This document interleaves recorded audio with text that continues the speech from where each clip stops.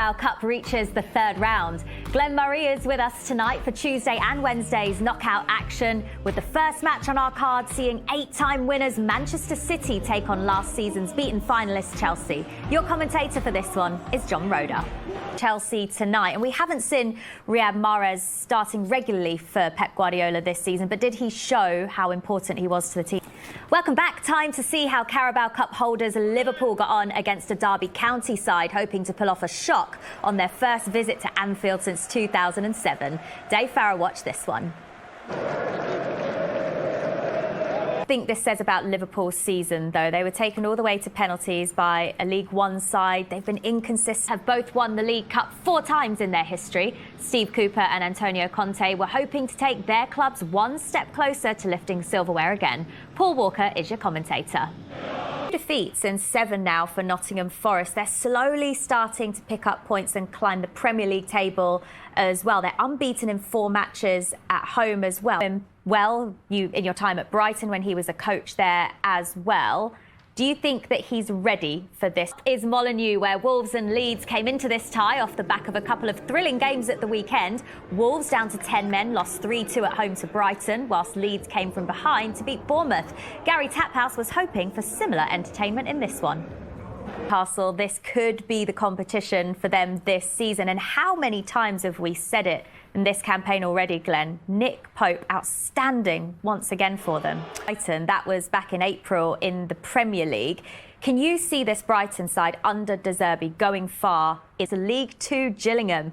Kickoff for this one was delayed by 20 minutes after Gillingham's team bus got stuck in traffic on the way to the ground. Far from ideal preparation, given that Brentford sits 78 places above them in the Football League. Oliver Wilson watched this one. Clubs, and they got those moments right and got that just deserved to win. 77 places between the two teams. This will be a victory that the fans of Gillingham will remember for a long, with another Premier League club hosting League Two opposition. Another upset on the cards, maybe?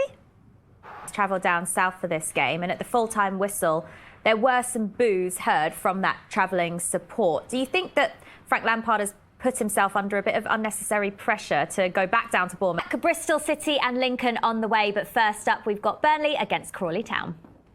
Lincoln caused an upset of their own last night, didn't they, Glenn? Because they were knocked out of the FA Cup by a non-league side at the weekend, and now here they are getting their own back against a championship team with 3 very different goals. Yes. Okay, Dons. As for Stevenage, Charlton ended up again in another penalty shootout. We've seen a fair few over the last couple of days. Joe Wallacott, the Charlton keeper, with the key save in the shootout. Welcome along. Now the Championship might be on a break, but thankfully League One and League Two continue to give us our weekly EFL fix. Clinton Morrison joins me in the studio to cast his expert eye over today's action.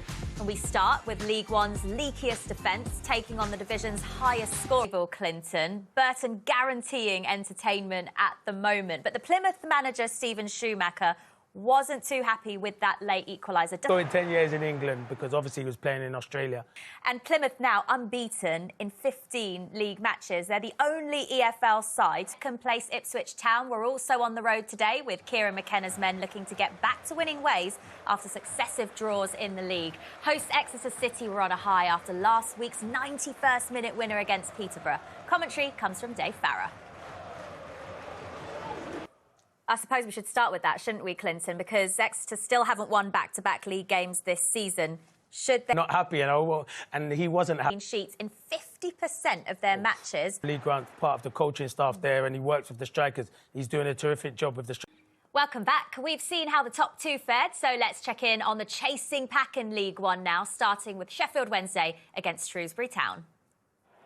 Yeah, another draw for Pompey now. That's 4 in a row as they fall away from the automatic promotion spots, and a big win for Barnsley at home. But let's talk Fleetwood Bolton, because last week for Fleetwood, they scored late in their game to rescue a point. Relentless. Their last 7 league goals have all come in the last 20 minutes of matches. Does that come from the manager inspiring the team to just never give up? Yeah, great reaction from Port Vale after their heavy defeat last week, and Cheltenham beaten Wycombe Wanderers by 1-0.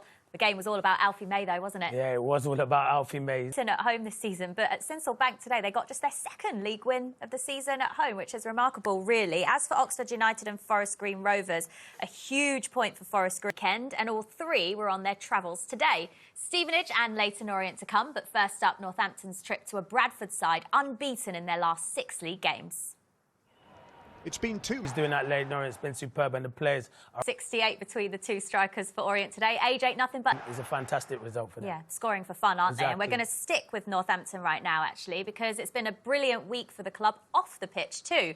The Cobblers beat off competition from the important win for Walsall after a bad run. How has Mike Flynn started to turn things around? Yeah, he's got a striker. In for Carlisle away from home at Salford as well. 4 games unbeaten for them now, and they've found their shoe. Know that.